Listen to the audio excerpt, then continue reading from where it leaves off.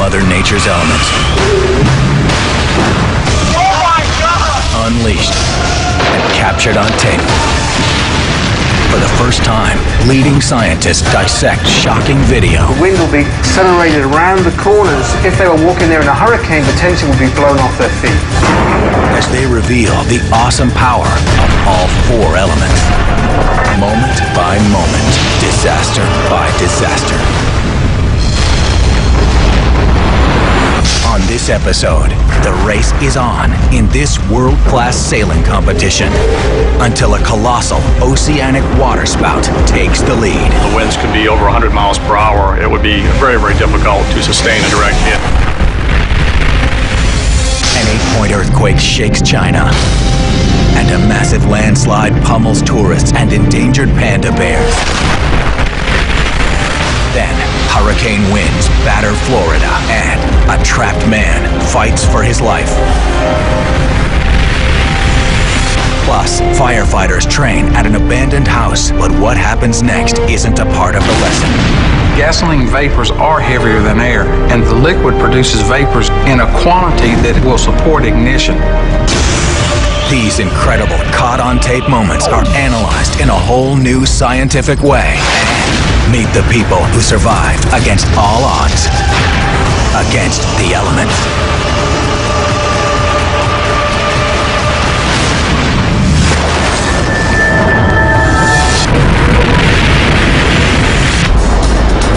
Off the coast of Australia, one of yachting's most dangerous races is just underway. The Sydney to Hobart race, to me, is the Everest of ocean racing. The conditions are always challenging, always extreme. Grant Warrington, at the helm of Scandia Wild Thing, is about to find out firsthand just how treacherous the race can be.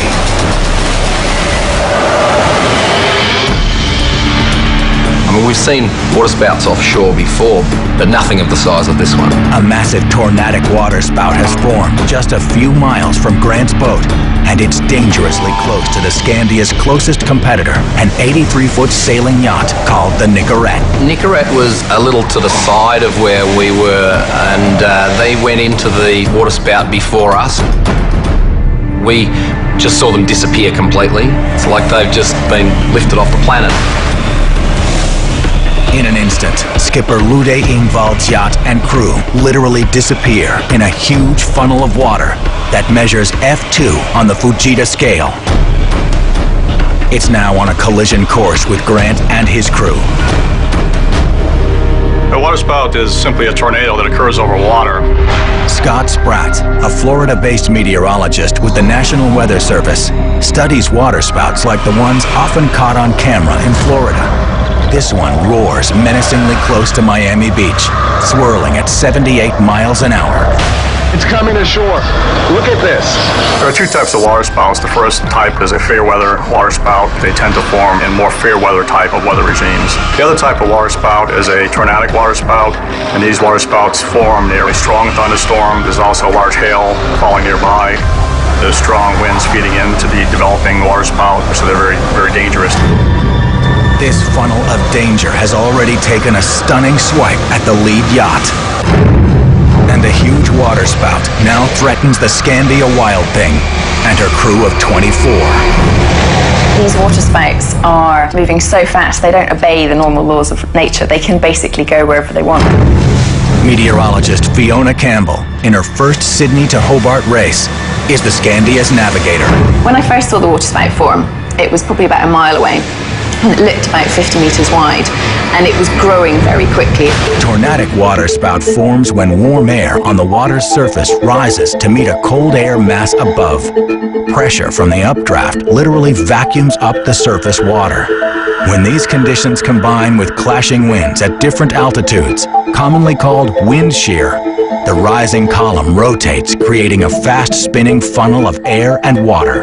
Spiraling around the vortex are winds that can reach over 100 miles per hour, and the spouts can move erratically across the water at speeds as high as 50 miles per hour. Normally they will mostly spend their time going with the prevailing wind, which in our case was away from us. But I kept saying to them, you know, we don't know that for sure. We were basically lying in wait to see whether or not it would hit us. And the huge water twister takes a punch, bearing down on the 83-foot yacht, whipping it around like a toy. Our wind instruments were actually ripped off the top of the mast. The sails have to be lowered very, very quickly, but because of the nature of the swirling winds, it makes the sails very, very difficult to pull down. The wind is actually sucking vertically off the surface of the water. The Scandia narrowly escapes the brush with disaster. When the water spout actually hit, it felt like we were being shoved. So this huge column of rotating water actually pushed us around the edge. We knew straight away after the water spout had hit that we were incredibly lucky to get away with our lives. But what about skipper Ingvald's yacht and his 24-man crew? By the time the water spout was coming towards us, our view was obstructed, so we couldn't see whether she was upright and okay. A closer look at Scandia's video shows the faint image of their competitor's mast a half a mile away, bobbing helplessly.